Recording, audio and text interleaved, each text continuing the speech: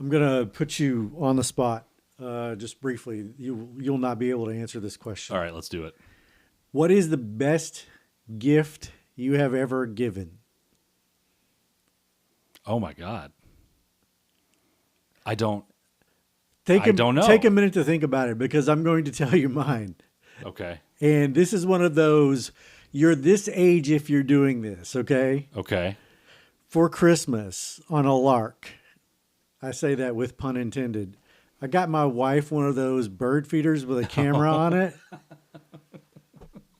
Okay.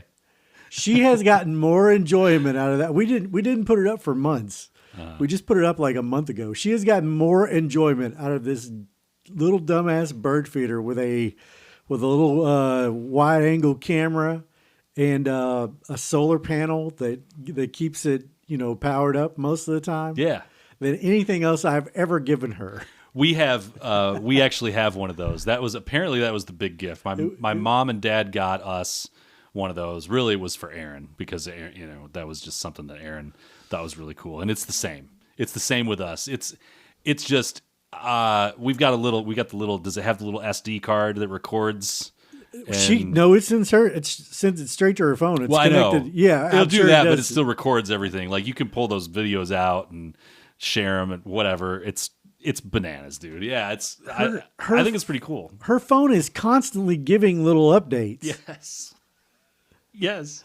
We set it up so that it would notify both of our phones. And after like 2 days, I was like, I know I'm turning this off. I can't do it. It's No, too many. no, it's too many. I haven't even downloaded the app. I was like, I got enough notifications Yeah. coming onto my phone, Yeah. which made me think. It got me to thinking. Like, I saw an op-ed the other day from somebody who was very rich, a billionaire, that basically said, "Give your money away," which whatever you think of that, Sure. it's fine. But basically, the gist of his point was, this was a lot of luck Yeah. and being kind of in the right place at the right time with the right idea. Yeah. And these little bird feeders are the right place at the right time with the right idea. It's a little twist on tech. And if you get the right group of people to buy this at the right price point, you can make a mint. And it's a company.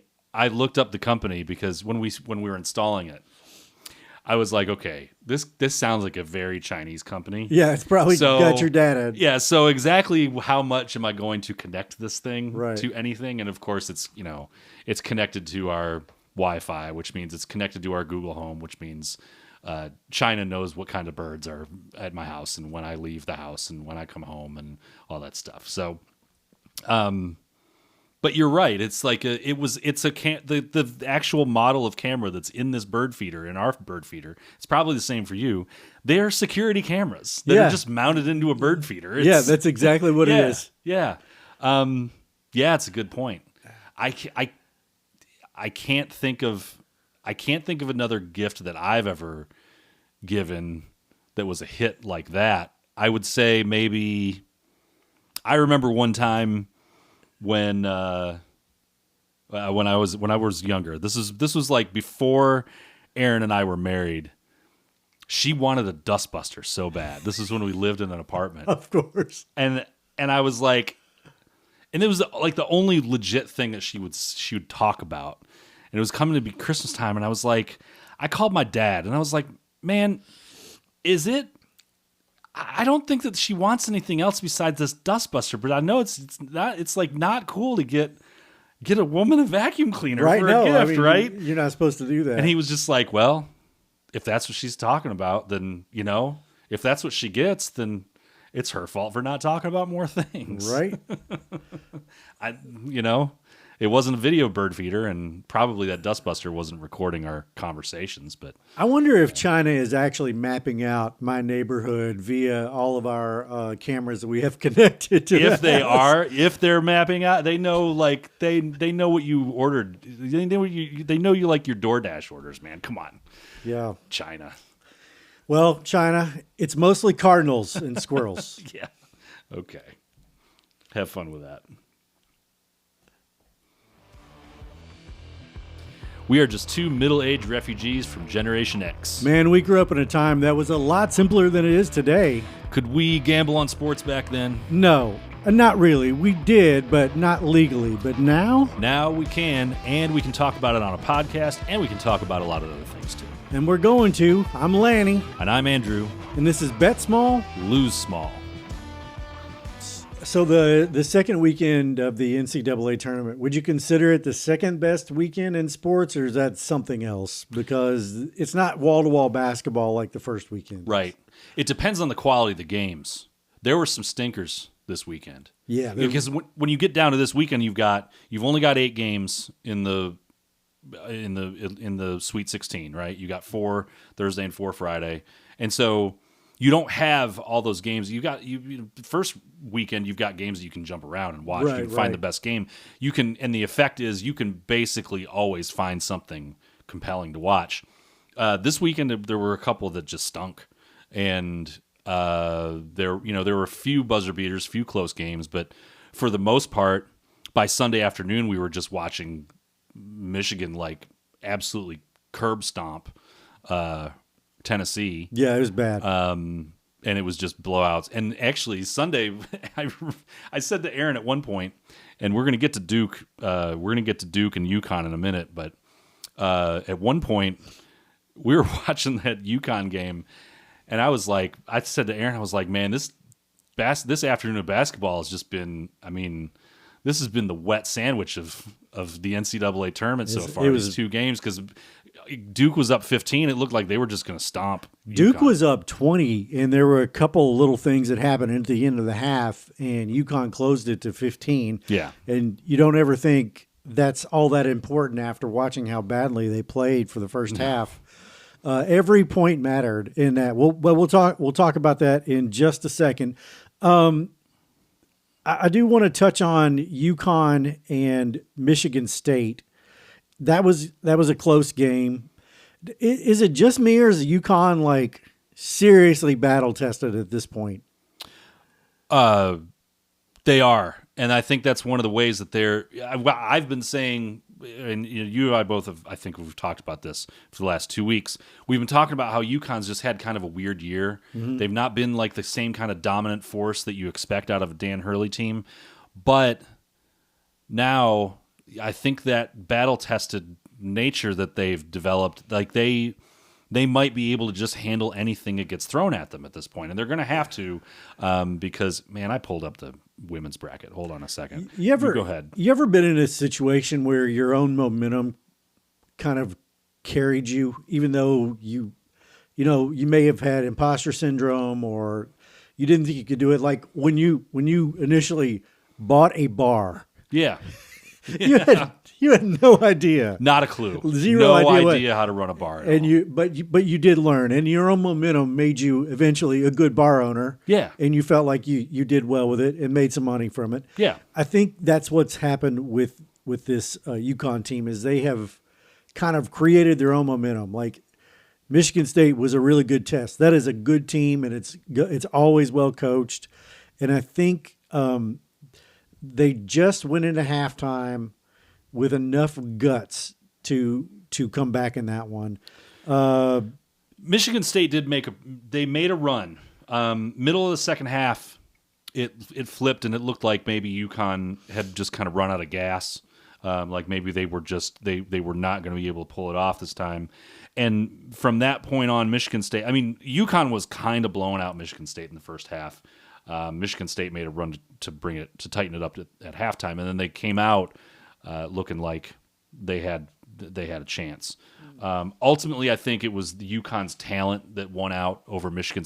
Michigan State's a talented team, but you're only gonna get so far when Jeremy Fears is basically your best. That's your best guy, and you don't have much else after him. Yeah, I felt like Duke and St. John's was a lot of that same note. Yeah.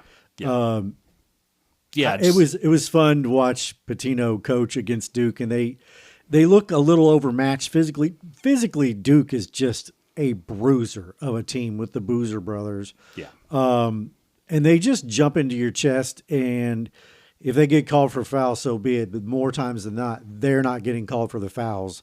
The other team is getting called for the fouls. I mean, they have Cam Boozer, who is a 6'9" forward who can be the ball handler in a pick and roll. Yeah, You don't get that in college basketball. No, and his brother is just as talented and smaller, but still very good. Very good. But it was interesting to watch Pitino come out of half and make a joke. Like the difference between Pitino at halftime and Kelvin Sampson at halftime when they have to do those interviews, and I'll just go down this little rabbit hole for a second. The halftime interview with the coaches that the coaches sign on for and they have to do, it should die. I'm sorry to Michelle Tafoya and anybody that has to conduct those kinds of interviews. They're awful. The woman that CBS had doing some of them is like 4'11", and she's standing there. Yeah, like it's like there's not a camera. There isn't a camera height. angle that makes it look normal. She's like, "Hey, how's it going up there?" Right. Oh, it's good. Had a good half so far. So Sampson at halftime, when we had bet against him to lose against Illinois, she asked him a question and he goes, "We got to rebound better." And that was all he said. And he looked at her mean. And she goes, "Well, how you do that?" He goes, "We got to rebound better," and walked away. Yeah. Well, the announcers always give them a little deference, I guess you would say. I wouldn't do that. I think it's rude. I think it's rude AF. So you're just going to go after the dude? No, I'm not going to go after them in the interview. I just think I would just call them out. If I'm an announcer and I see them do that to one of my interviewers, I'm just going to be like, you don't have to be like that. Yeah. I think I would say that. Yeah. I think the difference is, I don't know. My opinion on it is I feel like everyone involved knows how ridiculous it is, whether it's the person doing the interviewing on the sidelines or any of the producers of the show or the coach or the player that they're grabbing before halftime. They pulled away. They actually pulled aside Yaxel Lendeborg. What's a kid's name from Michigan? He gave an incredible halftime. Yeah, some of them interview. were really good. He was like specific about like, oh well, I had to play the first 6 minutes. I had to kind of feel out the defense, and then they were giving me this, so I figured it was crazy. But like, I feel like everybody involved in those kind of knows, like you're gonna get what you're gonna get, and if it's we need to rebound better from Kelvin Sampson, or it's a crazy detailed interview with the Michigan kid. Like you just get what you get and you move on. I guess it's going to happen. You're going to get another one next game, so who cares? It just showed me the difference between Pitino and Sampson. Yeah. Pitino comes out, makes a joke. He knows he's in a fight. I mean, they're in a fight, and they did fight the Dukies. Yeah. They had an 8-point lead early in the second half. Yeah, they did. I mean, they were. I think Duke's talent just eventually won out. I do have hope for Pitino at St. John's, though. I think he can get enough talent there to do some damage. Absolutely. Yeah. On the other side of the bracket, Arizona, Arkansas, I managed to get a few pesos down on Arkansas with the points. That was foolish. Purdue fought off Texas. Texas, coming from the 11 seed play-in game, beats the play-in, beats BYU, the 6 seed, beats Gonzaga, the 3 seed, and then fights Purdue to the death. Yeah.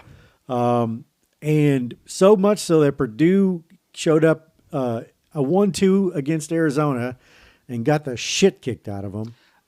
I was rooting for Texas. I was too. Really rooting for Texas. I don't typically like to root for rival SEC teams, but I was impressed with them. And I was impressed with Tennessee all weekend too. And that's a hated rival of UK. Yeah, I mean, it's not like I can look at them a little more objectively the older I get. But the only real surprise in the weekend, in fact, on the weekend was Tennessee beating Iowa State in the Sweet 16. Yeah, Iowa State was widely regarded as possibly one of the 4 best teams in the tournament. Definitely one of the best 4 teams left. But they didn't just beat them. They beat them by They beat them 14 easily. points. They beat them easily. It was not close. It was not close at any point in that game. I mean, you had Iowa beating Nebraska. I don't know. I didn't feel like that was that much of a surprise, given how Iowa's defense, the way they slow the game down, and the way that they just they paper cut you to death. It was also Nebraska's first time in the Sweet 16, Right. Ever. Right. So it's not like they knew.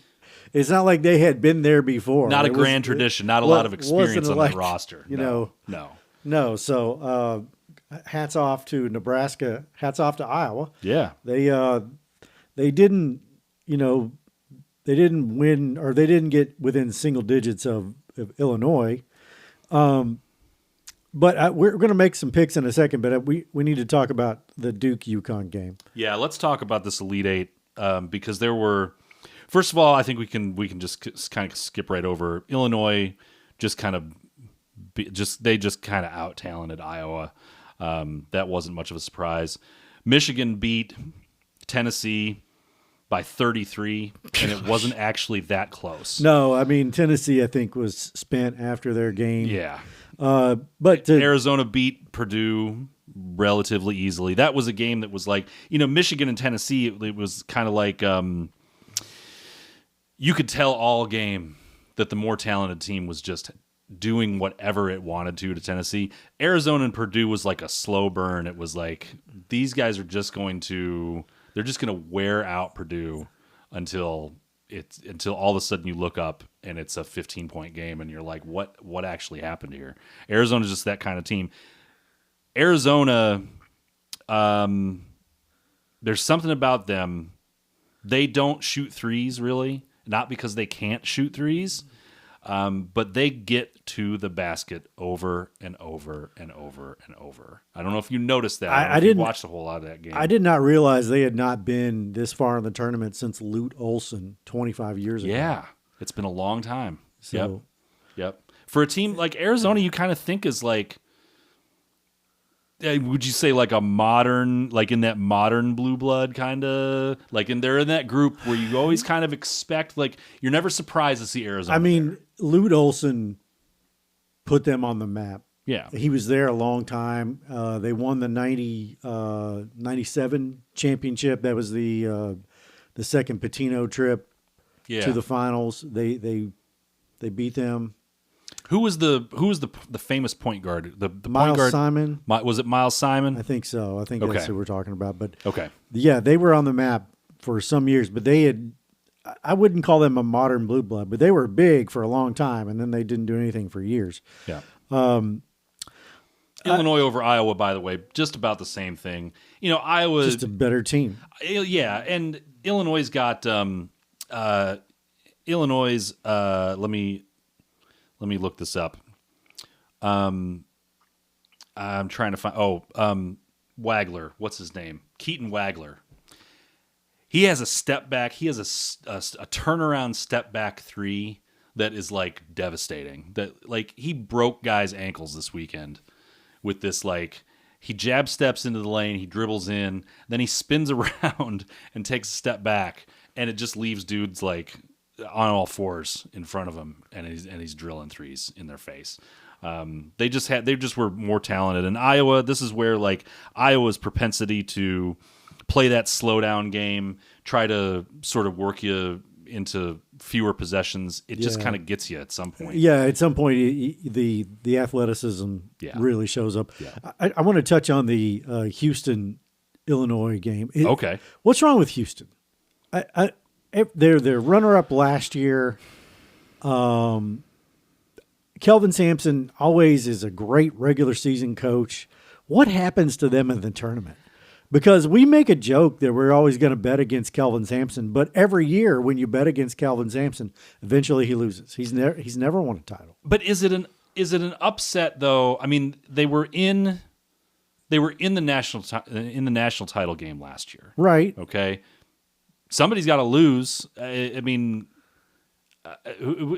is it really that much? Are we really saying that this is a disappointing run because Houston just hasn't won a title? They lost to Illinois. Like that's, that's not like a terrible upset. I know. This isn't like he lost to, who do they play in the second round? It's not like they lost to, Vanderbilt or Texas A&M or something like that. Like Illinois is good. Illinois could win the national. Illinois is one game away from playing for a national title. I don't know if it's okay. Well, if there's something wrong with Houston. Let me ask you like this then. Yeah.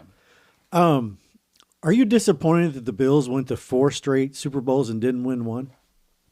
It's too soon. But you see am I what I'm disappointed? I mean, is it yes? Okay, but you see what I'm saying? Of course, I'm disappointed. But when you look back on it, there's only one team that they really should have beaten, and it was the Giants. The rest of the teams, they were not as good as the Washington. I don't want to go down this road. I'm just saying. Well, I'm going down this road because they weren't really ever supposed to beat any of those teams, except for maybe the Giants. And Houston is kind of the same way. You think you can make an argument that Houston should have beaten. Who did they play last year? Who won UConn? last year? No, it was not UConn last year. I can't remember. Okay. This is good. That's great. That's good. This is good radio right here. You can make an argument that Houston should have won last year. They did have a lead at some point during that game, and they blew it. And I'm going to wait for you to look this up because it's going to kill me. Florida. Jesus Christ. Florida, 65-63 last year. Do you want to just cut this right now and we'll just go home? Start over. I make the Bills comparison because Houston I made the Bills comparison. Okay. Houston beat Duke last year in a horrible fashion too. It's been a long 2026 has been long. Yeah. I don't think you can call Houston disappointment. And I don't think it's reasonable to say that like there's something wrong with them. Look at how far they've gotten. I hear you. I just know as someone that has been to the Super Bowl 3 times. Yeah. My team has been 3 times and lost. Yeah. That the window for championship material is often fleeting. Yeah. And dynasties are difficult even in pro sports. And they're way more difficult in college sports. And for a team and a coach like Kelvin Sampson and a team like Houston that's had talent, that's been to the pinnacle and lost, that window is starting to close for them. Is it though? Because this is the thing. Because here's the difference with college sports and specifically college basketball. Because of the coaches, the coach and the program. If the coach and the program are capable of bringing in the players, and now it's basically just about can you go and hit can you get the best players in the transfer portal? Look at Michigan.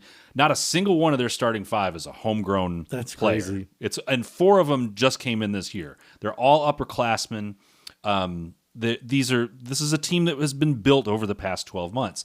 When you have a program in place that can build that, your goal every year is not to build a dynasty. Your goal every year is to build a team that wins the title. That can compete for 1 year. It can compete for 1 year. And what Kelvin Sampson has done at Houston, of all places, Houston, which not exactly a long basketball tradition. I mean, you had some runs back in the 80s and early 90s, but for the most part, not steeped in basketball. No, not over long periods of time. Right. I would say he's been a roaring success at Houston compared to where they were. So, it's disappointing to people like us who, Houston has been kind of considered like a dark horse pick for the last few years. Not like a favorite. They've never really been a favorite to win. Were they a 1 seed? I don't even know if they were a 1 seed last year. Well, I'll give you their last 20 years of records. In 2008, maybe just sum this up. 24-10. Well, basically, yeah. Besides a couple of losing seasons, maybe 3, their last 8 years, I'll just give you quick. 33-4, 23-8, 28-4, 32-6, 33-4, 32-5, 35-5, and 30-7. Yeah. I mean, they are perennially dominant. Yeah. Really good teams. Yep. And they just in the Big 12 they've been in there 3 years, 32-5, 32-5, 35-5, and 30-7. Well, that's the other thing to remember is they only joined the Big 12 3 years ago. Before that, they were in what conference were they in? American Athletic Conference. Okay, see, so The that shit conference. yeah, so a mid-major Before that, conference. Conference USA. Yeah. No, AAC is not mid-major like Conference USA, but Conference USA is like the throwaway conference. Sure, but they've well, if you want to point to success at Houston, is there anything more you should point to than they were able to build a program that pulled themselves from Conference USA to into the Big 12. into the Big 12. Sure. So Okay. it would be nice to see them win one. I'm measuring by the UK standard. I think you're measuring by the Buffalo Bills standard. Let's move on. Too soon. It was pretty good back then. Okay. Yeah. All You know right, what we had was a lot of winning, Lanny. You did. You won a lot of games. No rings. We got to go. You won you won the AFC Championship 4 times in a row. Yeah. All right. We got to do okay. UConn 73, Duke 72. Here's some quick stats. I watched this just before we started this podcast. I watched the last 2 minutes. Duke led with 2 minutes. They led by 5 points. With 1 minute, they led by 4 points. With 10 seconds, they led by 1 point. And all they had to do was throw the ball in, get fouled, go to the line, make 2, and there was no way they could lose on the next possession except on a foul on a 3 that went in. It is unconscionable what happened in that last 10 seconds of that game. Now, to get to that last 10 seconds of the game, you had to have sort of a monumental collapse from where they were at halftime. Okay? And they did that. They did that. Okay, and some of that was just they went cold. They went cold shooting a little bit in the second half. UConn stepped up their defense. They kind of figured out the answer to the Cam Boozer question. And Dan Hurley he figured a few things out. Dan Hurley's just a hell of a coach. And it's not to say that John Shire isn't.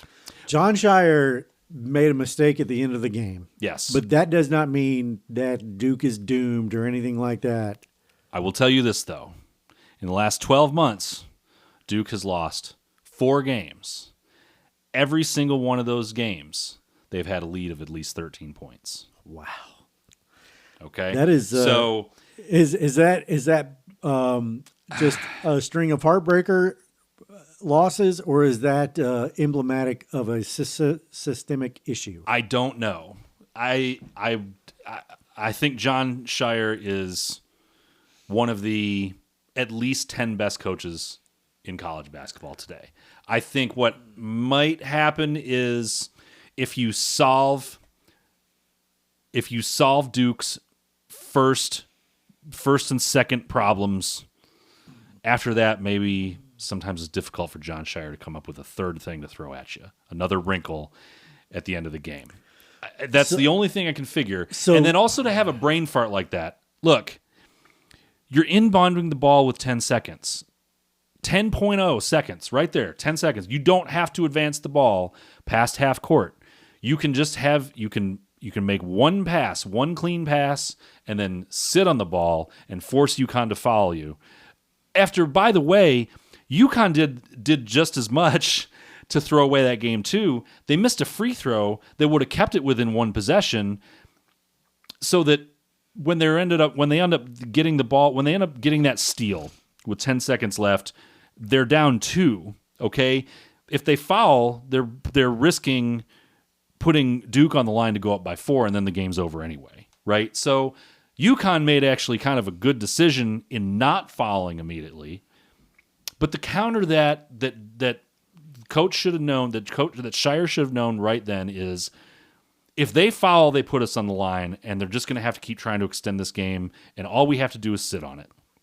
Instead, you've got Cam. Was it Cam Bruiser, or was it I want to say Carlos Boozer? It's not Carlos. The other one. The other Boozer. I get what he's trying to do, but you're throwing through a double team to an open man, and that's risky in any situation. I want to back up 1 second. Yeah. The systemic issue with the end of this game was that John Shire had a timeout with 10 seconds to go.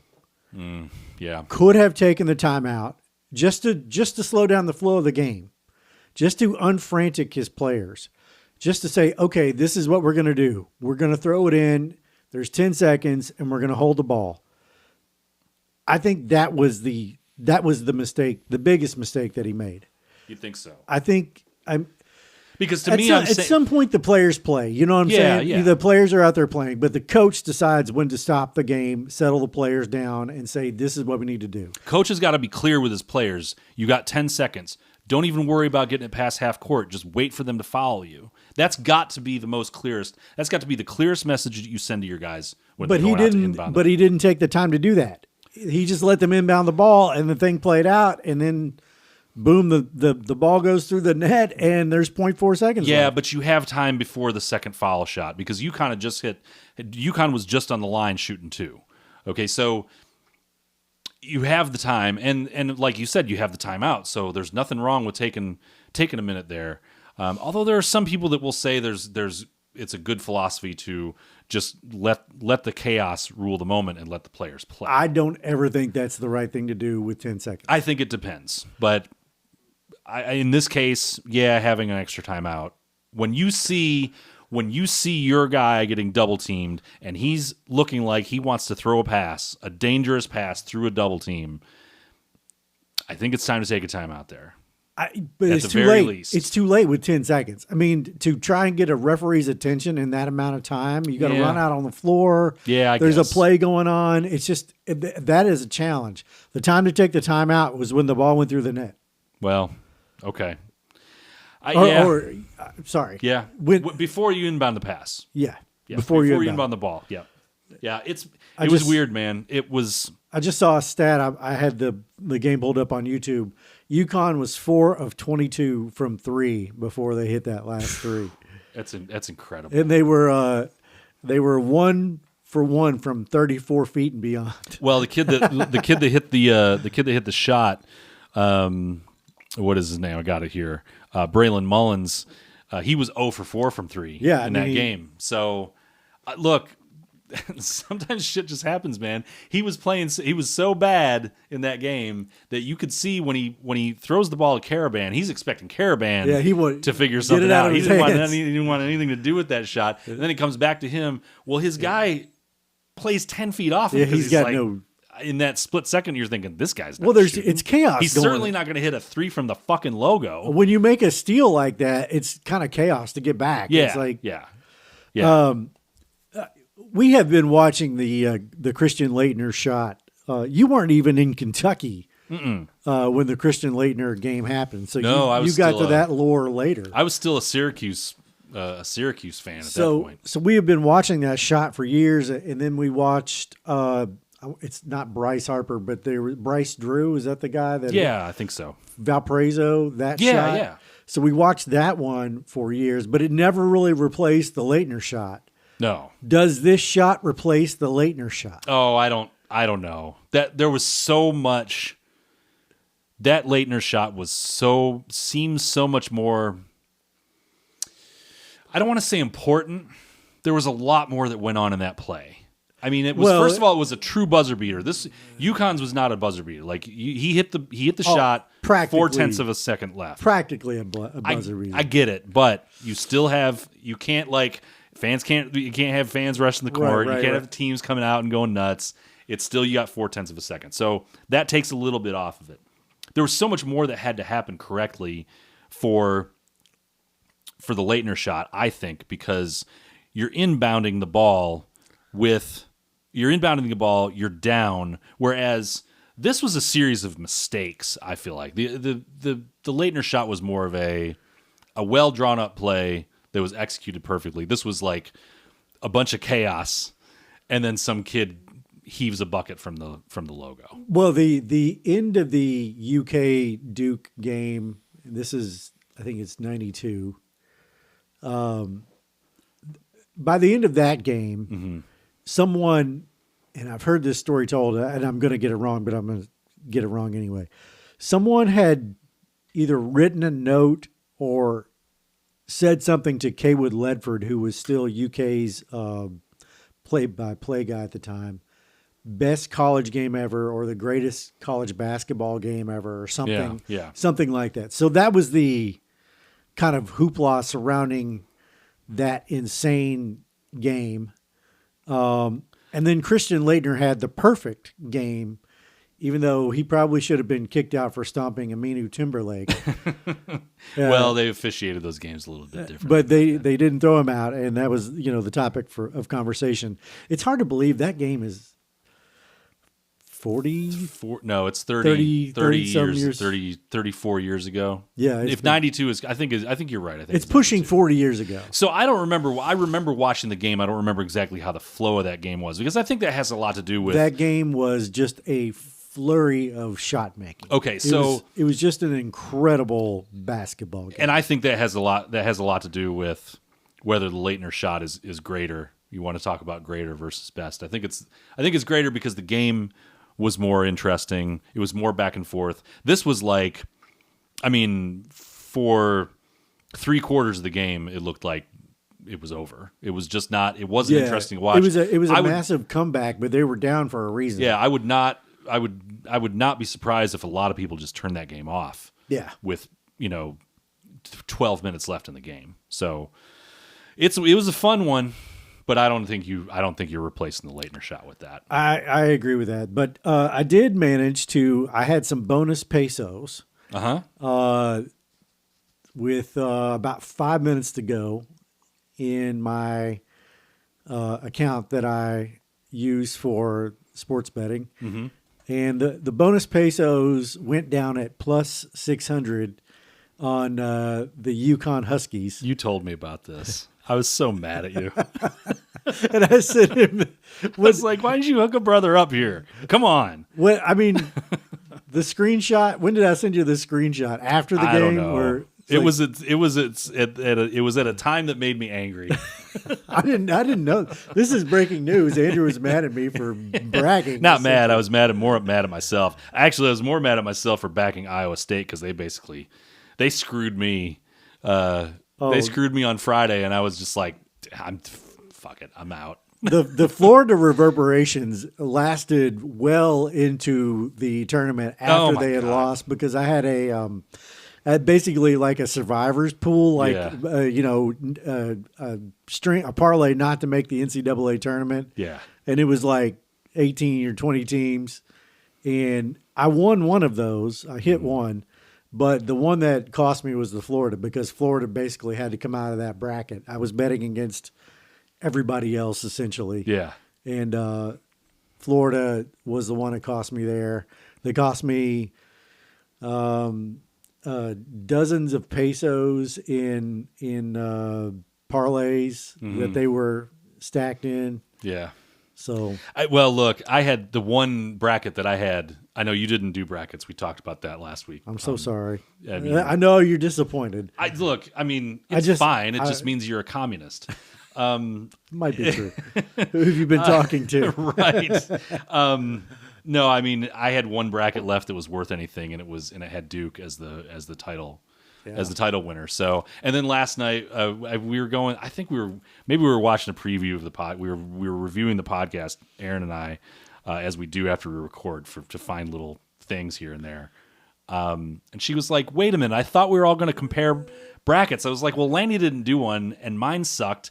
And quite frankly, baby, yours sucked too." Yeah, right. So there was no point in that. All the years that I worked at WKYT, there was always a pool, and so you've got guys at WKYT that literally their jobs are to go cover UK games. Yeah, and so they see tons of college basketball. Mm-hmm. So every year I would have a bracket that was basically anybody but UK wins. Yeah.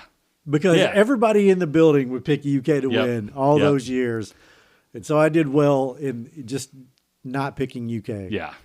That's a good strategy. That was easy this year. Yeah. That wasn't tough this year. So what do you think? I think we got it. Yeah, I think when we come back, we're going to do some Final Four picks, some fun wagers with pesos, of course.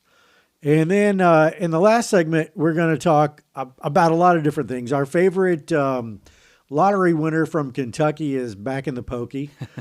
Mr. Strickland from Back to the Future has passed on into the future. Yep. And maybe a couple maybe they can fire his ashes to the moon. Yeah, with maybe the moon, with the moon launch. And we're going back to the moon, and we have thoughts. Yeah. And they are actually opposing. All right. Let's start with some tough love, all right? Ready for this? Here goes. You two suck. Period. Yeah, you guys fucking suck at your job. I'm gonna come down there and beat the fuck out of you, you fucking stupid bitch. You suck! What happened? You are looking so sad and bad. Get ready. You better start stretching. I'm gonna fucking wear you out, dumbass. We don't know how he feels about our work. Oh, no. Oh, God. Oh, my God. It's Final Four time, Lanny. It's time to make picks. Time to put our pesos where our mouths are. Yes, it's we're recording Tuesday. The semifinals are Saturday. The national championship is Monday. Do you like the Saturday, Monday? Not really. Okay. Yeah, I don't really either. I don't know why we have to have the national championship. I've never liked the national championship on Monday. I don't like it in football. I don't like it in basketball. But I think the most recent reason I heard behind that was putting it on Sunday. It just didn't do well. It just didn't do as well. Really? So if you were going to do like Friday, Sunday, I don't think it would do as well. So Saturday, it's fine. It's just, how would I do it? I would do it probably a game. Well, you don't want to give too much advantage to one team over another, so you have to play the semifinals on the same day. Yeah. Yeah, I guess so. Friday is always a tough night for sports. Yeah. Anyway, so yeah. What maybe about there a just isn't Thursday, Saturday? Like put it on Thursday night, start the first game at like 6 p.m., play the second game at 8 p.m. I don't know. I don't think you generally want to put your major sporting events on Thursday. Yeah, maybe not. NFL. So there you go. yeah, I guess we just got to live with Saturday, Monday. It's fine. I love it. It's great. It's fine. It's awesome. You got any picks? We looked at some picks here. I think I'm doing this as more fun because I would consider myself an NFL guy, and we get a little more serious with those picks. These are for fun and just trying to find some value. Yeah, which is tough. This is a tough weekend. You've only got 3 games. You're not even gonna have odds on the championship until after Saturday. Everything's really close. Yeah. You can do hypotheticals on FanDuel. I just saw that. It said hypothetical games. You can bet games that don't yet exist. That's up to you.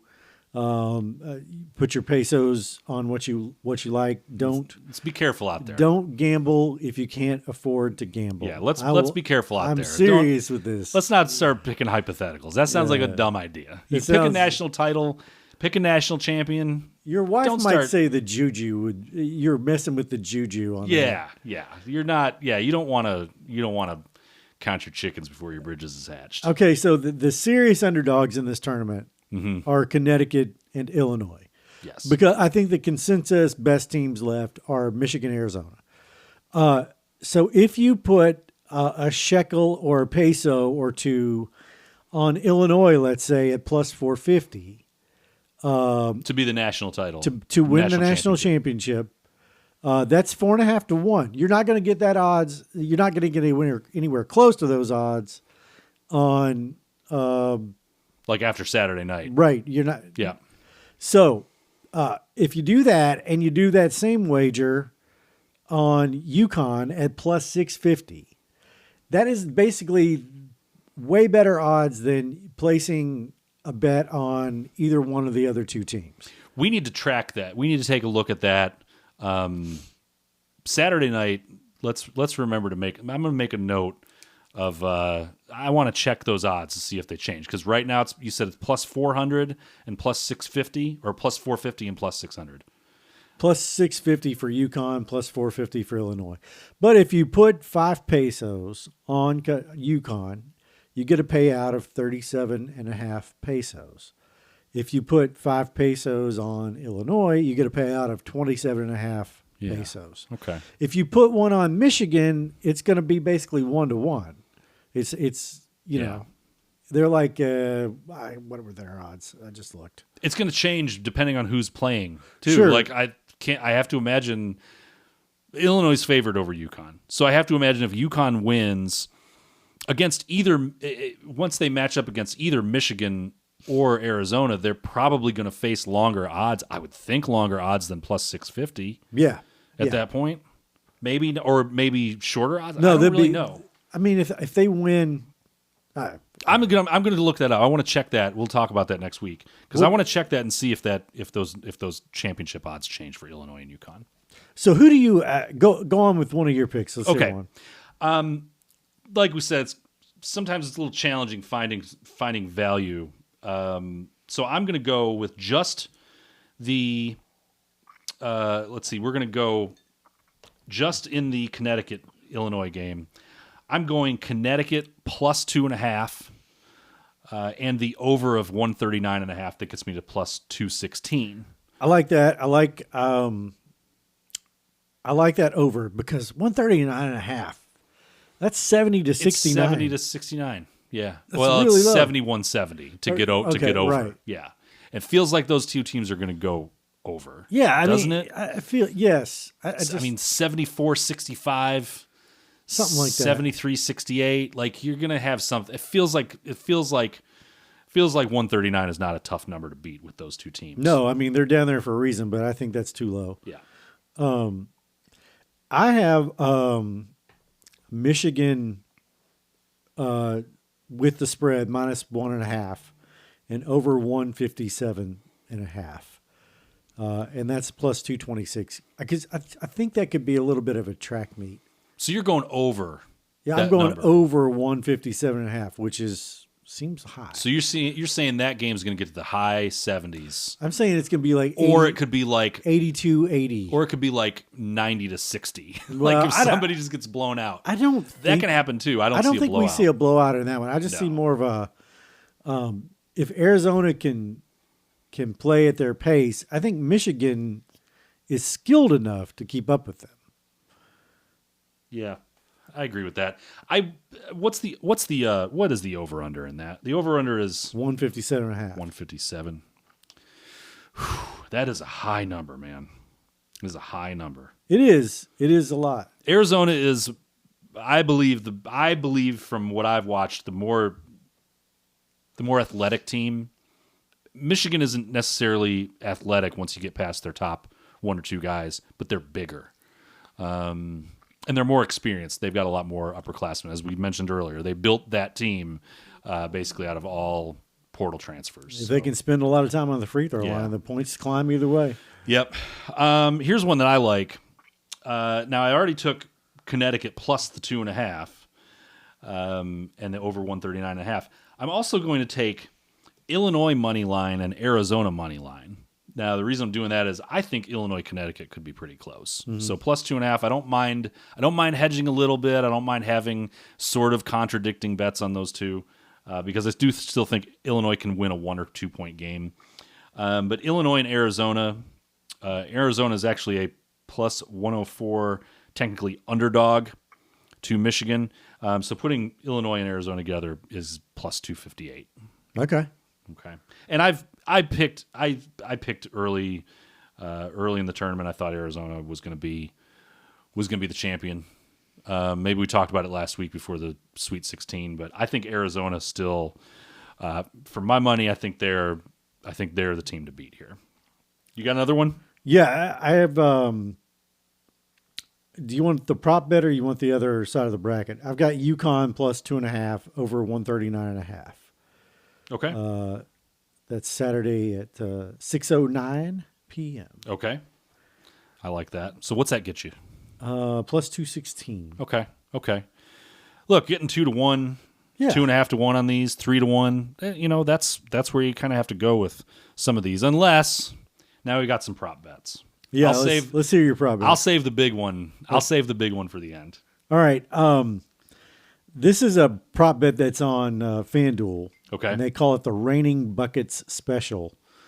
Oh boy. Okay. And it is every team to score 30-plus points in each half. Okay. And that is plus 220. So Plus 220. plus 220, that's it. Okay. 30 points. Okay. Okay. That doesn't seem like a lot, but there have been plenty of games where it's like at halftime, it's like 40-28 or something. Right. Right. So every team, all 4 teams have to score 30 points in each half. I have a This feels like a. I have a feels cousin like of that. A lottery bet. I have a cousin of that coming up. But first, I noticed this. I noticed this prop where you can bet on the first 4 minutes total points in each of these games. Okay. So, for example, Illinois and Connecticut over 12.5 first 4 minutes total points is plus 108. Okay, so this is like we're talking 6 6 to 7. Yeah. 6 7. Oh God. Oh no. And then first 4 minutes total points in Michigan, Arizona, under 13.5 is plus 112. We put those together, you get plus 340. Oh. Because there's that thing where sometimes teams come out and they're a little tight. They're throwing up bricks. It's weird to shoot at those baskets. Conversely, Connecticut's been in a few of these games recently. Okay, so like where Michigan and Arizona have not been here in a while, you're not going to see a lot of experience on either of these teams. So for those two teams to be under 13.5 total in the first 4 points seems to make sense. I could see Connecticut coming out and taking a 10-6 lead. Like they just jump out all of a sudden. They lean on the experience that they've got. They put up some points and they get that total to over 12.5 because they're up 10-4, 9-6, something early on in that game. These bets feel This is like true prop. put them on bets. a dartboard. Yeah, that's exactly what it feels Just start firing darts at them. All right, so the cousin of that bet and the sister of the other bet I made, they've got another prop. Every team to score 35 plus points. Oh, we both did this one. Okay, each half. We both did this. Every team to score 35 plus points in each half. That is plus 2,000. Plus 2237 is what I got. Oh, What did you get? really? What'd you get? I got plus 2,000 on FanDuel. Oh, see, I went and picked those individually. Ah, so I got screwed. I got screwed. You might want to cash that out for your.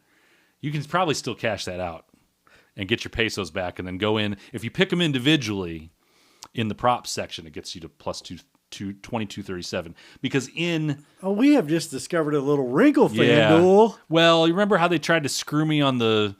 There was this is going to be a deep cut for some of the dozens of fans out there when they tried to screw me on that. Yes. Bengals to win the NFC North and Steelers to miss the playoffs back in the NFL season. Which flamed out in spectacular fashion. But still. Still, they tried to give me plus 500 on that when if you bet those individually, it was like plus 1,100. So go get your extra plus 237. Yeah, this is there. baloney, FanDuel. Go in there and pick what a it. Scam. Because each team to score 35 plus in Illinois, Connecticut is plus 750, and each team to score 35 in each half in Michigan, Arizona is plus 175. Individually, you put those together and you get a little better number. Tricky. FanDuel. Tricky little FanDuel.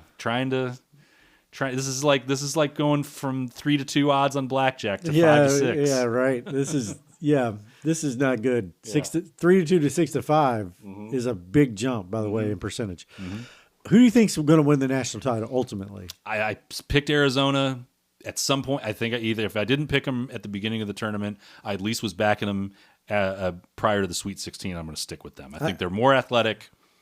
I think they have better shooting. I think they have more options. Where Michigan is big, they're not necessarily athletic. And I just don't think either Illinois or Connecticut is going to be able to handle either of these teams. And I think Arizona wins Michigan. Wins the Michigan game. I'm going to back the blue for my friend Mike Sams and go with Michigan. Okay. Sounds good. All right, when we come back, we got a lot of stuff. We got we got a bunch of stuff. They're trying to. We'll just quickly cover this as a tease. In Kentucky, they're talking about doing away with prop bets on certain players. In certain things, not all. We're gonna have gambling law half measures later on, and maybe some just quick hit random news stories when we come back. All right.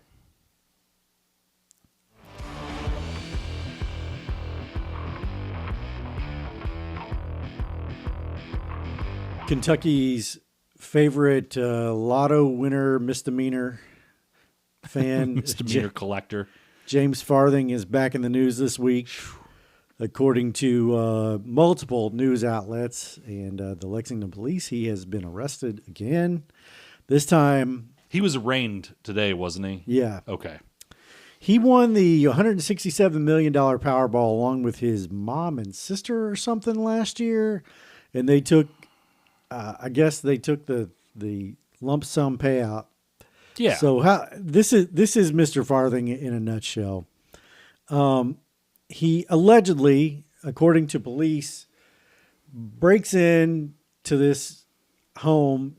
Allegedly, the person that occupied the home said they were missing $12,000 after he had broken in, so therefore he had stolen $12,000.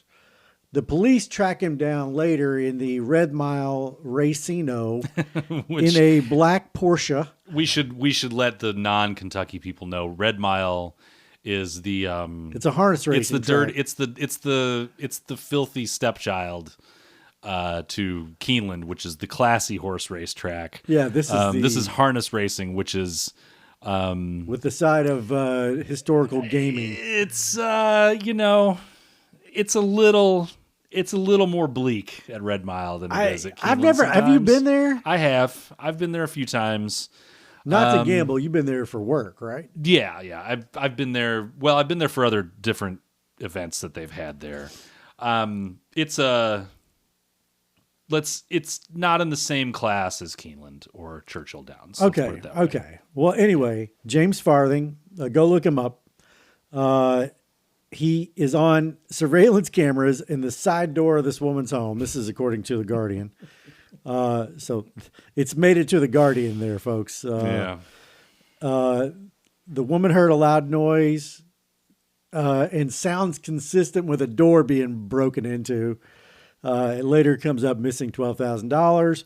The police get to the Red Mile. They find Mr. Farthing with a burnt-out blunt in the ashtray of his Porsche, his black Porsche. As you do. As Yeah. you do. He's already pleaded guilty. He was in and out of jail before they won the lottery last year. He's had a long history. This is a guy who you just shouldn't give him money. This dude, like, I feel kind of bad for him because it's like, if you're kind of a rough dude, you got a little bit of a checkered past. He has a lot of a checkered past. You would think that, like, I mean, money doesn't solve anything. Money is not the happiness maker. But man, you end up with half of a $167 million payout, or a third or whatever. It's like, maybe that's a sign, like, okay, you can stop being felonious. Right. At this point. You can stop with your, I guess $12,000 theft would be felony. Yeah. Here's the thing. I think that. Well, no, apparently he's out of money. This is the other part about this. The story is that he went broke. Like, that money was gone through gambling and partying and drug use, allegedly, in a very, like, in an alarmingly short amount of time. Okay. So if he's stealing $12,000, it is likely not because he just wants to get that bitch's money. It's because he might need the $12,000 to make payments on his Porsche. I don't know. This is just, I've heard a lot of things. This is a common thread with a lot of lottery winners that they go broke very quickly. That's an overall part of this. I think that money can buy happiness if you consider happiness being able to put a roof on your house without going broke. You know what I'm Yeah, saying? I mean, it can help. It can help fund happiness. I wouldn't say Sure. it buys happiness. Right. You know. And for folks like you and me, I think if we won a ridiculous amount of money, and I would say, an immediate payout of $20 or $30 million would be a ridiculous amount of money. Yeah, I think we would be just fine. probably. We would give some of it away. We would have some fun. Yeah, We would we could also develop that Coke habit we've always wanted. right. I mean, Yeah, but I think not really, folks. I don't not think really. we're going to end up in jail. Probably not. Probably not. So I think this money has revealed character more than anything. It has certainly exacerbated tendencies that Mr. Farthing may have already had. Yes. So, do we have any more to say? We're kind of doing quick hitter stories. No. Do you want to say anything What's more the about next? that? We have a rundown, folks. Okay. Let's do. Let's talk about. We're going back to the moon. We're going back to the moon. Yeah. So the Artemis 2 is going 250,000 miles from Earth, and we were just talking about that before we got started. Mm-hmm. If you're thinking about how far away the International Space Station is, it's like from here to Michigan. Yeah, it's not very far. Up in the air. It's a 6-hour drive straight up. Yeah. Yeah. So the moon is 250,000 miles away. The International Space Station is like 250 miles away. 256 miles, I think, is the distance it orbits. I mean, at. to get I'm there a space nerd, by can't- the way. You can't so- get there from here. Yeah. No. You are excited about this return to the moon. I couldn't care less. I fucking love it, man. First of all, tell me why. I'm a space nerd. First of all, like I follow this stuff. Say what you want about the owner of SpaceX. I'm really interested in the things that they're doing with Starship and the reusable rockets. The interesting competition between them and Blue Origin to develop the moon landers. I love this stuff. I've always, since I was a kid, I've loved space stuff. The Challenger disaster in the 80s was one of the I wouldn't say defining moments of my life, but it's one of those where I remember exactly where I was. Yeah. Same thing with the Columbia disaster. I've watched Apollo 13 probably 36 times, and I love it every single time. Okay. This is this is a thing for me. So for me, the moon landing was always one of those things. It's it's something that happened way back. It's been over 50 years since we went. Yeah, they've done that awesome Kevin Costner film with the woman that does the geometry. Yeah. That allowed this Allowed the to whole happen, thing to happen. before modern computers. And by the way, do we need to you want to make some people mad for a second? Sure, let's hear It it. fucking happened, okay? We went to the moon Multiple times. We went many times. Everybody's saying we didn't go to the moon. There are actual shots, pictures of the moon of unmanned space craft that have taken pictures of our space junk on the moon. Yeah. We actually can have reflectors on the moon now, big mirrors that we bounce lasers off of to measure the distance between us and the moon. Right. And it's moving like a millimeter away every year or something. Yeah. So we didn't shoot them up there with a slingshot. We went to the folks. moon. The Earth is round. The moon is round, and we have been there Yeah. and been on the moon. Even if we were faking it, it would make no sense to fake it as many times as we did. Right. After no one cared after the first 2 times we went. Here's my, I guess, argument. Yeah. We haven't gone to the moon in 50 years, and I don't see why we need to go to the moon. This is what I heard from a press conference today from NASA. We are going to the moon, and we're going to put man back on the moon in 2028 in order to build a space station in order to launch us to Mars. Okay. You and I message almost every day. I said, who the fuck are you going to get to go to Mars? And you said, I'd go right now. Send Right the bus. now. I don't need to pack. I don't need to change. I don't need to brush my teeth. Just let me fire up one more cigarette and then pick me up. I'm ready to go. I would go to Mars right now. So we have known each other how long? 25? 25, 26-ish years. Right. You're one of my closest friends, if not my closest friend.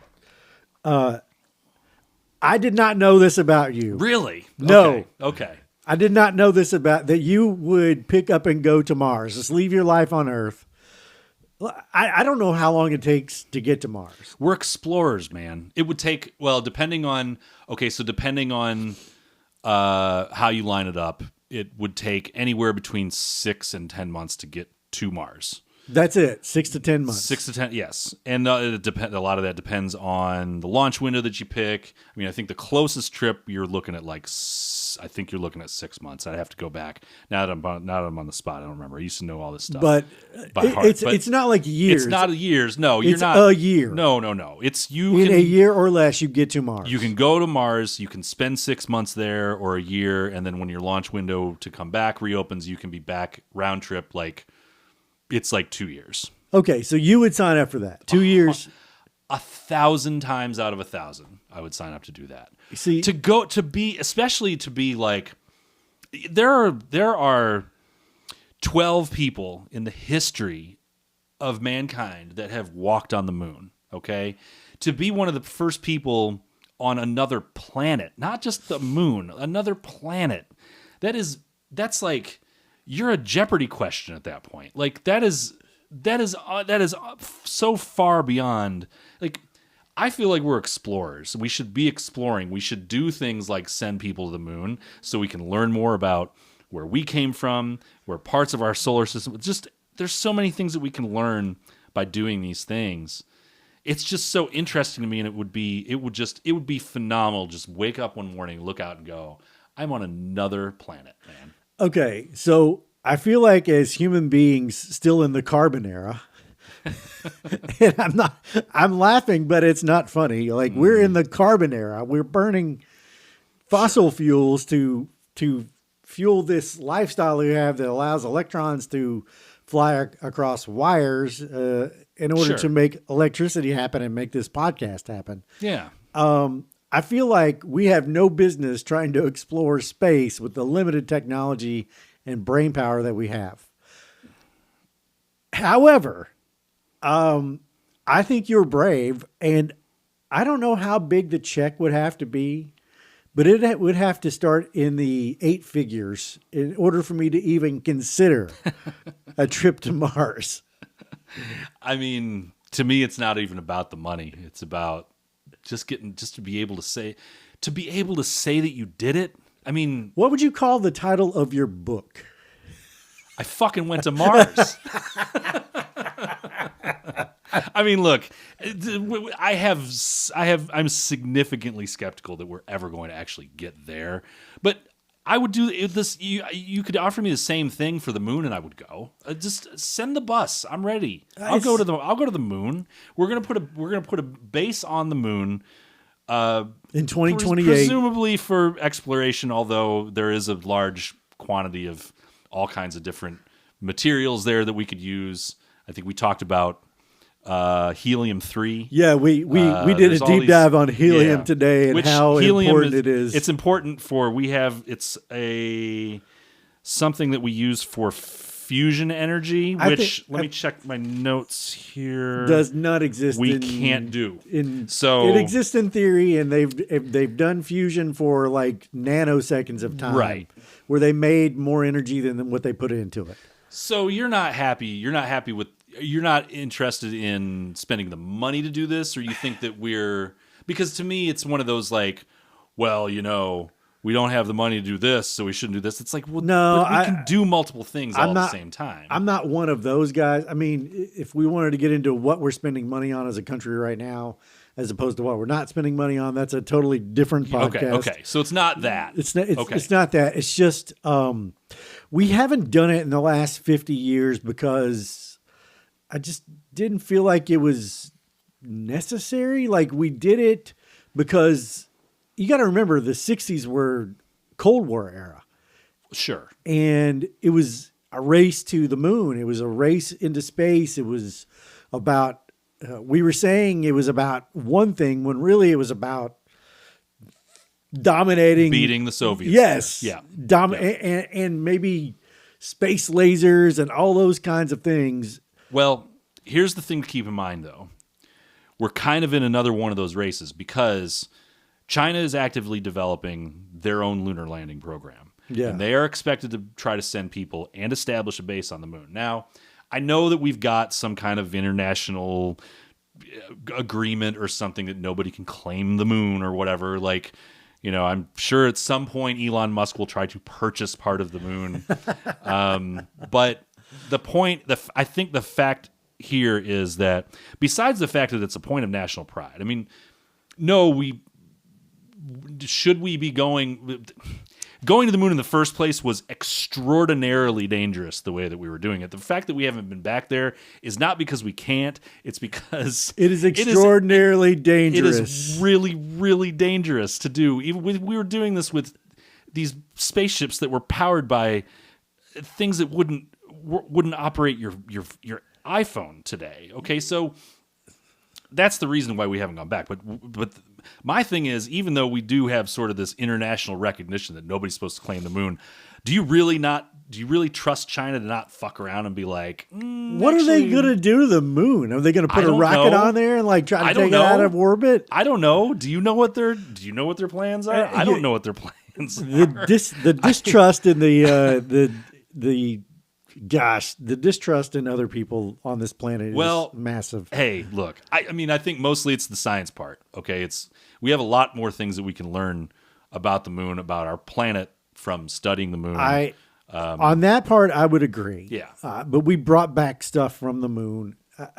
The idea that we know a lot about space is so ludicrous. We know literally next to nothing. Literally next to nothing about space. In the grand scheme of all the things that you have to know, know about space, sure. We think about space as like out there, but like we're in that. We're not just everything us and then everything else is space. We're part of trillions of galaxies and I mean we're made by elements that were created from other stars going supernova. So there you go. We'll go with it. Anyway, NASA, give me a call for a 10-day trip. I'm going to need one handle of Evan Williams and like 6 Coca-Colas. You want to move on to yes. What do you want to move on to here? I don't know. I'm speechless right now. We've got. You wanted to talk about ABS. ABS, which is not irritable bowel syndrome. That would be irritable bowel or anti-lock braking system. That's what it is. Yeah. This is automatic balls and strikes. Yeah. Okay. So we have the system in the major leagues this year where you can challenge a pitch. Okay, you can challenge 3 pitches. And have you seen this? Have you watched them replay and this kind of thing? I haven't watched, so I can't say that I've watched an actual regular season official baseball game with this system in it, but I know all about it. I've read about what it is, how they have multiple cameras all around the stadium, the process by which you challenge. You tap your head to challenge if you're a pitcher or a catcher or a batter. You can challenge any pitch. You get a couple challenges per game. And what it does, it's got this cool like little video game thing that comes up on the big screen, on the Jumbotron in the baseball stadium. It shows where that pitch went through the strike zone. And it is intended to correct missed calls by umpires, essentially. Right. So let me go at it like this. If you go back and watch some old Dontrell Willis games or Kerry Wood, the biggest benefactor was Greg Maddux in the 90s. There was a point in baseball history where the calls were so egregious. So let's just say this computer is the plate. And this is the ball. Okay. For those listening, this is going to be tough. Watch us on Spotify or YouTube. If you're on this camera, so let's say the computer is the plate and the ball is supposed to go within the plane of the computer. Greg Maddux would throw a pitch here. and this is 6 inches off the plate, or here 6 inches off the plate, and it would be called a strike. Now, okay. No, I'm not kidding. Go back and watch. I'll go back and watch some. I feel like you're disparaging Greg Maddux. No, I'm not disparaging Greg Maddux. He got the calls. Okay. He was a dominant pitcher. He's the most amazing pitcher I think I've ever seen in my entire life. Okay. But there was a history of this where guys would throw to the catcher's mitt, set up off the plate, and as long as the ball hit the mitt, the umpire would call a ball 2 to 3 balls width wide of the black. And this happened over and over and over again. And you know what happened? When a batter turned around and got pissed, or a manager came out and they would throw them out for arguing balls and strikes every time. Yeah. Oh, they still do that. You can't. It's to the point where you can't actually argue. You can argue anymore. balls and strikes, and all you have to do right now is go, no, I argue with you. Right. And they have to put it up on the big screen. Yeah. And the umpire has to sit there and take it when they're so bad. Okay. And I'm all about it. And what I'm trying to say is, if the umpires hadn't done this 3 balls off the plate for years and been assholes about it, we wouldn't have ABS. Yeah. We wouldn't have had need for ABS if they hadn't been such smug assholes about whether they were calling balls and strikes correctly. We wouldn't have this now. I think you've hit the nail on the head. This is just another example of I'm a big fan of any time you can bring. I love bringing technology to a reasonable extent into our games to help correct what are essentially human error, right? I mean, human error should still, and this is not going to, well, at least not yet, it's not going to eliminate umpires. You're still going to have an umpire behind the plate. You're still going to have the ability to challenge calls, but it's essentially going to be, now you could, in theory, you could challenge a call every inning, and if you get it right, you keep getting to use challenges. You can miss 2, and then you're done for the game. But you can challenge, if you keep getting them right, you can challenge as much as you want to. And I think it's gonna have the effect of, one, first of all, everybody, like almost to a man in baseball, executives, players, managers, everyone loves this system. Everybody thinks it's a great idea. There are a lot of people that cover the sport that think it's a great idea. You and I obviously think it's a great idea. I think it's a good idea. I'm all for it, and I think it's one of those things that is going to make the game more interesting. You know, we've had this thing in baseball where baseball has been slow to catch up with the quick hit social media way that we consume sports now. I like baseball because it doesn't have that time limit. I mean, it has an innings limit. I always liked baseball because it was just a take your time kind of game. Mm-hmm. They've kind of taken that out of it with the pitch clock and all that kind of stuff because the games were getting ridiculously long because the players had all these rituals and whatnot. But I like this system. Baseball is still way behind the times. The teams that spend the most money win, and there's no salary cap. I think that's good. I think you're going to see that change. There's a collective bargaining agreement coming up soon. I think there's something about that is going to happen. The competitive imbalance that is there now is just ridiculous. Yeah, I think you're right. But you like this. I do. Do you like the pitch clock or do you not? I don't. I know why they did it. I wish they didn't have to do it, but I know why they did it. The first experience I had with the pitch clock was when you and I and your brother and our friend Joe we went to Durham, North Carolina. This has been years to ago. watch the Durham Bulls. Yeah, this was back AAA game. And this is the thing: Major League Baseball is very smart in that they test these new systems in minor league baseball extensively for years, and they years. make tweaks and they see how it works and they see what the fans like. They've tested everything from like umpires are not making any calls at all the way down to like this challenge system that they have now, and this is what they've come up with. I loved the pitch clock at first, and I should say I loved the pitch clock when I first saw it.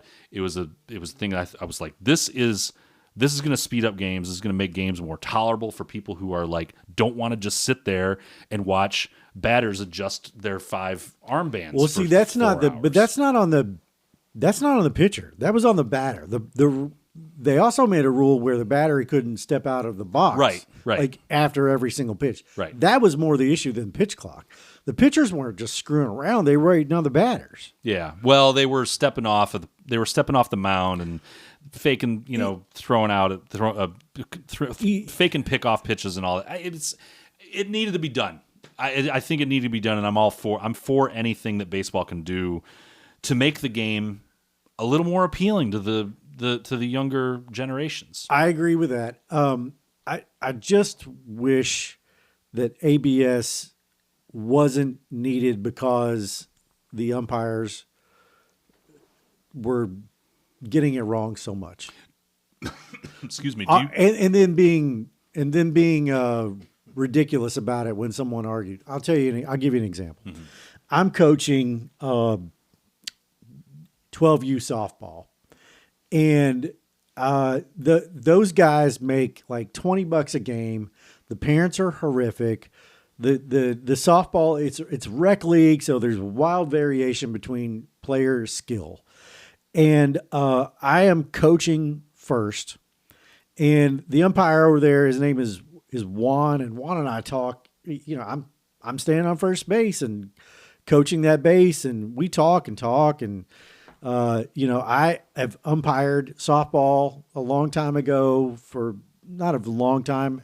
Umpired like 5th and 6th grade basketball when some of the kids didn't even know the rules. Double dribble, you couldn't call every double dribble. It was that kind of league. You and I call sports occasionally. We're going to call some baseball next week. Mm-hmm. It is hard to be an official. It is extremely hard. Yeah, especially in rec leagues and youth. Like if you're not a professional at it, you couldn't catch me doing that. Okay, so there's a play at first, and my kid is running down to first, and my pal Juan, it's not even bang bang. Mm-hmm. It's not that close. There's a play at first. My kid hits the bag, boom, the throw hits, Juan out, and I am. You're incensed at this point. No, I'm not. No, that's the difference. Okay. So I understand that this is rec league. We're paying dozens of dollars for my kid to play on this team on which I'm coaching. And no, I'm not incensed. I looked at Juan, and this is what Juan did to his credit. I was like, man, and he's like, dang it, Lanny, I'm sorry. I missed that. I don't even know I was having an out-of-body experience because I saw safe and I called out. And I was like, can I appeal it? He's like, no, they've already thrown a pitch. And he was right. I mean, I could have appealed to home, and the home plate umpire, and I cannot think of his name. He's such a good guy. We always talked after the games. I never got a single call that I felt they gave me because I was nice to them, because there were other coaches in the league that would just rip them. And I'm just like, I don't know what you're doing here. Right. What kind of example are you setting? I never got an additional call, but I always walked up to the umps after the game, patted them on the back, asked them how they're doing, walked with them to their car or the concession stand or whatever, because I know that is a hard job and it doesn't pay enough money. Yeah. And Juan just apologized right off the bat. Yeah. He just straight up apologized. He's like, I got it wrong. I couldn't even believe I was calling out. I knew they were safe. And so when I see this at the major league level, when we have to institute ABS because these guys won't brook any dissent. Yeah. You earned it. Oh, they earned it. I mean, majors, you get tossed as soon as you go. Juan. Yeah, I'm just saying they earned ABS. Yeah. Okay. Well, I'm interested to see how it goes. It's going to be fun. Let's move on. Moving on. Next on the list is Tiger Woods. Mr. Woods got himself in a bit of a pickle this week. He crashed his Land Rover into the trailer of a lawn care truck and flipped it over on its side. Comes out of the vehicle. The police arrest him because he was acting as though he was intoxicated and would not submit to any kind of a sobriety test or urine test. He passed a. Oh, did he pass the sobriety test? He passed a breathalyzer. Oh, he passed the breathalyzer, but he would Because not he- pass the urine test. He would not submit to the urine test. He knew he was going to pass the breathalyzer. Yeah. Okay. I did not. I knew that his wreck in 2021 was bad. Mm-hmm.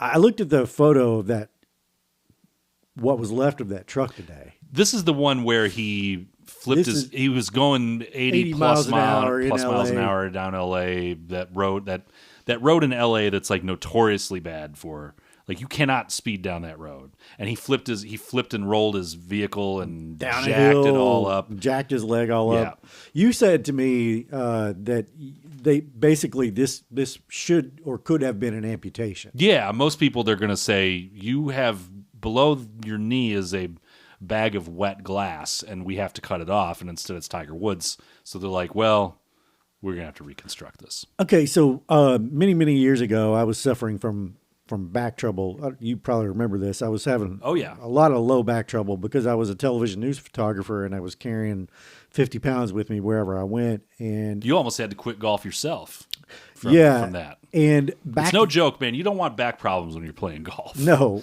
and back then, disc replacement surgery was just about unheard of. It was like they would do it, but the outcomes were not good. Right. Certainly not something that an athlete could have done and expect to play at a high level again. So Tiger Woods last year had a lumbar disc replacement in October 2025. That is a serious surgery. And I'm saying this because as he was arrested and the stories started up about Tiger having another car wreck, they revealed how many leg operations he had, or I guess he told the police this. They asked him about, they said, have you taken anything? I take several prescription drugs, and he had what was known as Vicodin, hydrocodone. He had two of those in his pocket. That's what police allege. And his eyes were glassy, and that's borne out in the mugshot. But he was talkative, sweating, having all kinds of signs of Clearly impaired. impaired. And he said he looked down at his phone and was changing the rate, blah, blah, blah, whatever. Tiger Woods has had 20 procedures on his right leg. That's just since the 2021 crash. That's in the last 5 years. Yeah. That's 4 a year. Yeah. And he just had the disc surgery. I guess my point is, it seems like he is in a serious amount of pain. I would think so. Yeah.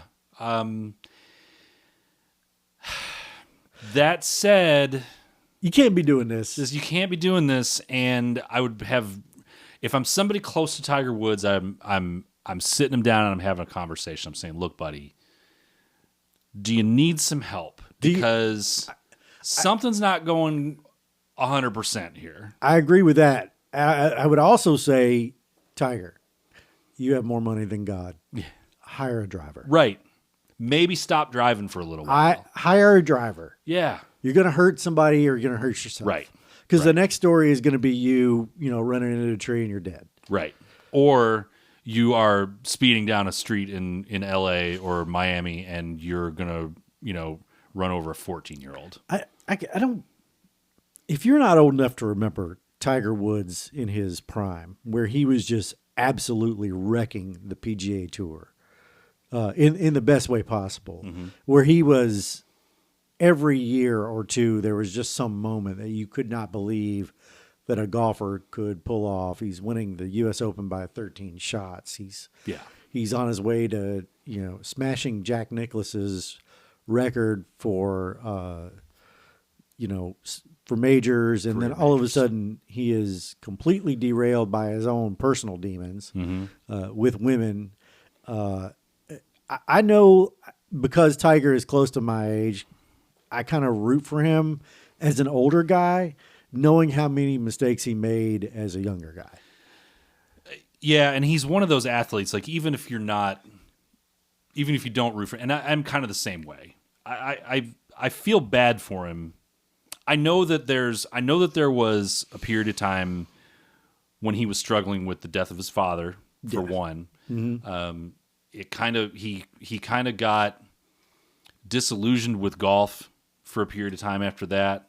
My brother I told you about this. My brother read an interesting article on Tiger several years ago where after the death of his father, he sort of went on this crazy workout routine where like he was basically training with the Navy SEALs And had considered and had leaving considered golf. leaving yeah. golf to join the military if it was a possibility for him. So he's had to say that he's kind of like, you think of like child television stars or movie stars.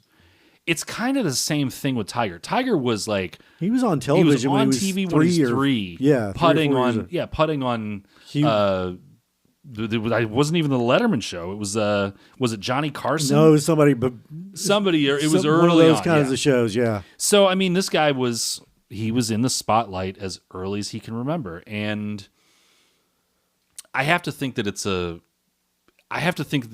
he's a little bit troubled, and maybe this deal with him turning up, wrecking his car and he's on substances doesn't have as much to do with his multiple surgeries as we think.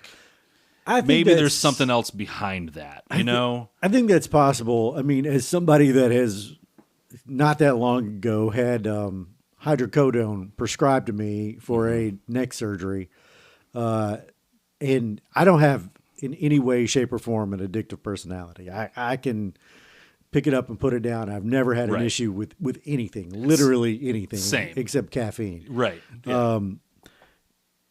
I took the hydrocodone, and I had, I don't know, 15 or 20 prescribed to me, and I took about 3 days worth, and I got to that 4th day, and I was about to take another one because it really felt good. And my wife was Yeah. like, "Do you need that?" Yeah. And I was like, "No, but I want it. No. I want it." It's very tasty. Yeah. Yeah. And those, and that's just a tiny little taste. Yeah. You know, Yeah. It would be, look, I I think he is in chronic pain. think he is too. I mean, honestly, you don't have a disc replacement surgery because, my back is a little twingy. Yeah. And I think he wants to get back. I think he wants to play golf at a high level again. And while I understand it, I just don't ever think it's going to happen. It's interesting when you talk about rooting for him. I think in a way, we all kind of want to see. Yeah, that we happen. all- we all want that miracle. Like when he won the Masters In 2019, in 2019 before the wreck. it was like we were driving back. I remember we were driving back from Michigan, me and my family, and I told Aaron, I was like, "We got to pull over. You got to drive so I can watch this on my phone because this is something that's going to happen. This is like a once in a lifetime experience to watch a comeback story like this." Yes, we all love that. We all want that for him, and it's probably not going to happen. But he had this disc surgery back in late 2025, and he was getting ready to play in the indoor golf league this spring. So I don't ever put anything past him. I just hope that he doesn't. I hope that he doesn't let this derail what he could do late in his career or late in his life or whatever. I hope it doesn't end with the story that Tiger Woods was in a wreck and we're eulogizing him instead of Tiger Woods has decided to officially retire from golf at the age of 85. Well, I think if I am, obviously, I've never been as good at anything as maybe sleeping as Tiger is at golf, but I eat cereal better than anyone on Right. the planet, I'm telling you. the greatest, one of the greatest sports accomplishments I've ever seen is George Foreman winning the heavyweight title at age 45.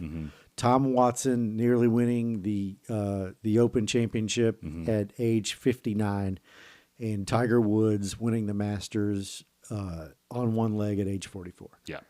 Agreed. Well, we'll see. Good see luck. how this one Good turns luck out. to Tiger. Good luck, Tiger. Get some help, buddy. We got one more quick hitter here. They haven't been really quick. They haven't been all that quick. This is going to be a long one this week, but Mr. Strickland died last week. Mr. Strickland, the principal of Hill Valley High from Back to the Future. He's also colonel or Stinger. He was in Top Gun. He's been in everything. Yeah. He was one of the big time character actors from the 70s and 80s. Yeah. More the 80s. Like he has some credits in the 70s, but We should say his name. We haven't said his actual name yet. James Tolkien. James Tolkien. Tolkan. He's been bald since Tolkien. He's the guy that you're like, for about 30 years, you were like, we need a gruff, bald, short, mean ass white guy to play a fill in the blank high school principal, detective, captain of a admiral of a naval fleet, whatever it was, you needed him. He was that guy, a character in authority, an authority character that is going to be just. He's just gonna be a tough fire plug of a man, you know. What is the line that he says in Top Gun where he's like, "They're out, you're in. I've got to send you to Top Gun." Yeah, he's like mad about it. Yeah, chomping on the cigar. That was another great thing. That man could have a cigar in his mouth better than anybody else I've ever seen. He was in all three of the Back to the Futures. That's probably the movie franchise I guess he's known best for. It's probably where most people, I would say, are going to recognize him. Yeah. He was in a lot of different stuff, though. I mean, a lot. He plays Dr. Alex Thompson. He plays Mason Mather. He plays Mr. Bornstead. He plays Lubick. He plays Norman Keys. It's like all these names, but so he was in. This is another one I remember him from. You remember the Al Pacino movie about Phil Spector? Oh. Vaguely, yes. He played the judge. Okay. In that, which is like, we need a judge. Well, he was called Jimmy Tolkien. Like, that's the guy that we need. We need him. Do you remember the Dick Tracy phenomenon that was in the early in 1990? He was in that. He played Numbers. Okay. He played one of the henchmen, I guess. That's right. Okay, I do remember that. He was in War Games. Do you remember his role in War Games? I don't remember it in War Games. I actually didn't either until I looked it up. But he was. And War Games is a great man. War Games is a great movie. But he's also in a lot of stuff that's rated 4.8, 5.3 on IMDb, TV movies. Look, he was a working actor. Yeah, you know, exactly. he was definitely never like a supporting role actor. He's kind of he's like a supercharged bit part. Yeah, in any movie.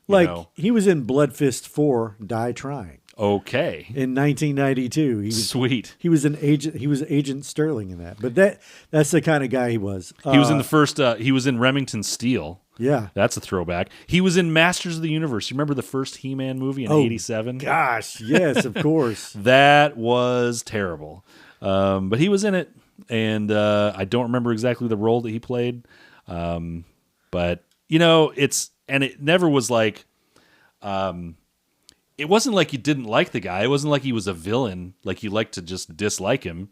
He was fun at what he did. Like, yeah, he was. Being Mr. Strickland was like, you had to just kind of smile, because that guy was like, that was like the prototypical, like the stereotypical high school principal in the 80s. He did have a last credit in a film called Bone Tomahawk, which is rated 7.1. It was in 2015. That wasn't okay. It wasn't. That was a Kurt Russell flick with Kurt Russell in the Hateful Eight kind of beard and mustache. Does anybody have a better beard and mustache than Kurt Russell? Absolutely not. No, he does a good one. He pulls one off. Sam Elliott does a good one. Sam Elliott, but Sam Elliott's just mustache. He's just a mustache guy. Just mustache. Yeah. But so he was in that in 2015. Now the guy was born in 1931. Tolkien was born in 1931. So in 2015, he's pretty far up there. Yep. But anyway, R.I.P. Mr. Strickland. Yeah. Thank you for the memories. Yes. I think that's it. I think we're going to say, we talked briefly about this new gambling bill that's passed the Kentucky It House. passed the Kentucky House. Not the Senate. It has not passed the Senate yet. It's 50-50 whether it's actually going to make it in this session. So let's table it for next week. We'll deep dive that next week. Okay. And we'll see you next week. Catch us on Instagram, Spotify, Apple Podcasts, YouTube, TikTok, all the socials. Yeah. We're on X. We're on Instagram. We're on. I wasn't even paying attention to All how of many it. you said. I said all of them. All the Socials and Facebook. Go find OnlyFans. us. Leave us a hate comment. That's and bet small lose small at gmail.com if you'd like to email us. Which I haven't checked in a couple days. Okay, good. All right, we'll see you next week.